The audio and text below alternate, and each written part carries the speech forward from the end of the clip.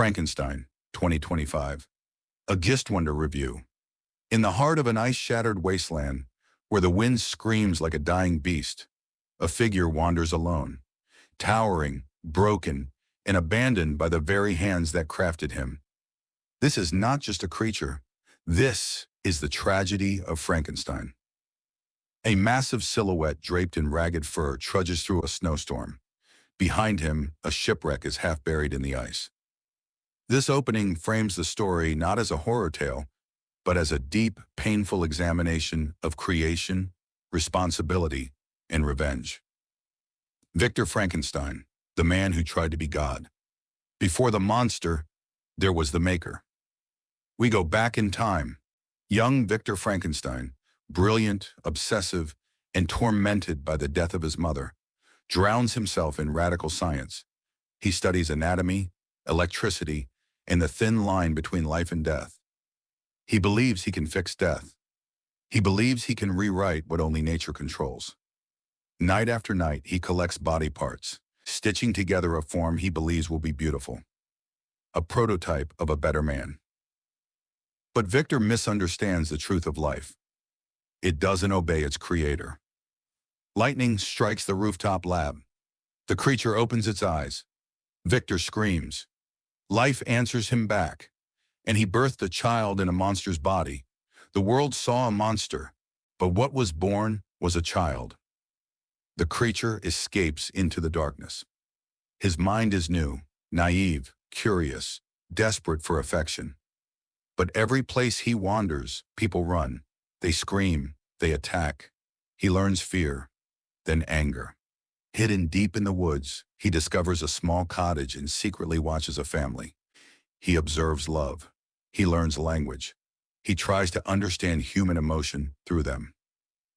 For a moment, just a moment, he hopes he belongs in this world. But when he approaches them, the family panics. Their rejection destroys his last fragile dream, but after the attack on the sheep, he was accepted by the old man who he considered to be very wise. After their sheep had been attacked by wolves, his children decided to leave the house. But the old man refused to leave, and then the monster decided to walk up to the old man there. And then a bond was formed, and something inside him snaps. But the creature's demand, abandoned by his maker, the creation finally seeks justice. He went in search of Victor as his maker, and where he found him? At the wedding of his brother, where he would be getting married to Elizabeth. The creature confronts Victor, not as a monster, but as a broken son begging his father, "Create for me someone like me, someone who will not fear me." Victor disagreed, out of guilt, out of fear, out of responsibility. Victor refuses and asks a question. "I should provide for you a companion so you can reproduce more monsters?" "No," says Victor. Rage consumes him. Now it is Victor's turn to lose everything.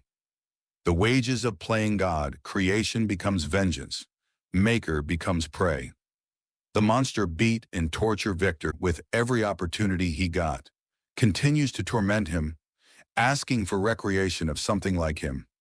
"I can't die. I can't find love. I'm feared by humans. Victor, I needed a companion." He cried out in pain and emotions ran through him. One by one, those Victor loves fall victim to the creature's fury. His brother, his closest friend, even his brother's bride, Elizabeth. The monster spares no one, forcing Victor to feel the same loneliness he has endured. Consumed by grief and guilt, Victor pursues his creation across mountains, forests, and oceans, determined to destroy the life he once begged for. This hunt leads them both to the frozen wasteland from the opening scene. The last breath of the monster and his maker. Two souls tied together by creation, destined to end together. Victor collapses on the icy plains, exhausted and dying. The creature watches him, anger, sorrow, and regret mixing like smoke in the cold air. Victor lay down, whispering forgiveness he never knew how to give in life. For the first time, the creature understands finality. He is alone again, completely. He carries Victor's body across the snow, not as prey, but as the only family he ever had. Standing over his creator, he whispers a promise to end his own suffering by forgiving Victor, his creator. In that moment, he believed he was all alone, and he didn't know his faith. The tragedy of Frankenstein. In the end, the monster was never the creature. It was the ambition that birthed him, the pride that abandoned him, and the world that refused to see the humanity inside him. Victor was the monster himself who birthed the creature he got scared of. This is not merely a horror story. It is a warning that only monsters play God. For more, please like, share, and subscribe for more amazing stories.